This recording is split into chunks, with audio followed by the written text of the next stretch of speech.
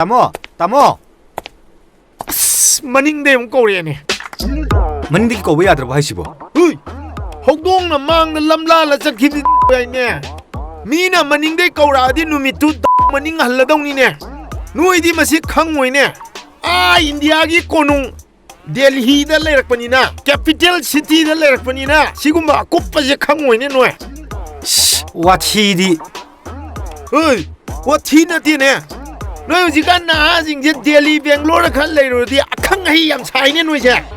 Oi, nayam boy di Delhi aje khairam ban ka thin ka nong na hangat anda chalim ni adu jo wang ma thak tha Oini. Tamoi khadangdo hore meeting ga thada biruro. Aina haidoi se sen kitang piram.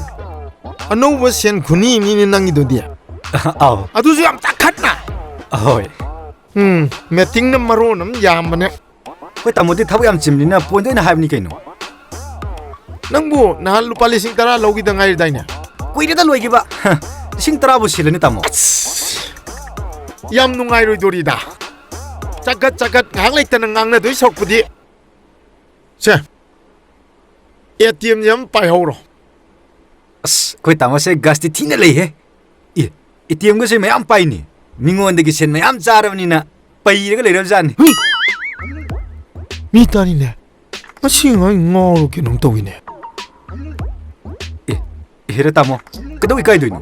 Tamo hura le se. Mi loi gang na ngak tani. Thabok hapa da chari ba sen mayam do. Kadau na gi haino. masidi Aina naibu da su losen ba ngamaro. Tamo di hura ro no su yar. Tamo sum hura lo. Ai adum nei gi. nang ngasi soi roi sen nang Tamo pindi. 20 Lak mga tara di yorom ni. Nei ge se. Hura nai maral len na chaba bo. Kai da wege.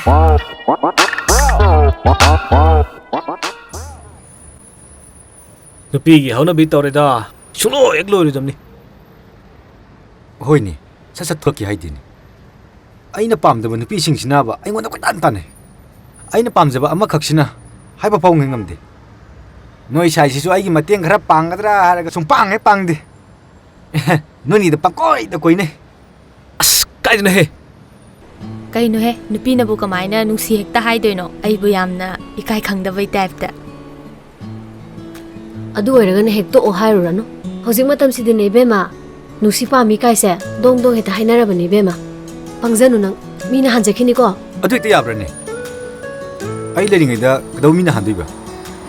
Leikhok na aina asok wa na semaga. Mina han ki ba yabro. Madi ai gini. Ingon na pedring ngang iba na chinduna mangon na hayuduna nungsiena adu di ngamoy ne. Video calling matam sida nang di SMS na dum lai ni bungo. Ngasi ne. Ai sauk ta na ne. Ni piche ni ko ito. Nang ai khamuda. Amoy. Yare he paktre. Khamo mi. Ngasi ai yam kari ko. Ngasi ne. Ai ni pisoi chen ni ko. Nang khamra muso. Ang ta di khamuda. Oh. Khamde. To yung masya siga yung wari ni bungo. Chin balay di. Kuina sinab da hayuduna. Ngamma di nga ship da hayom da. as adu wado ai kamai hodoktoino ngasi ekoi koi basa toisa tane ham charabani ngasi gi numisida noi ni phongdok na hodraba oiraroi ngamaroi jo hojikine nupi ne propose to bokai se fashion ne bema babani so alai re tu tasla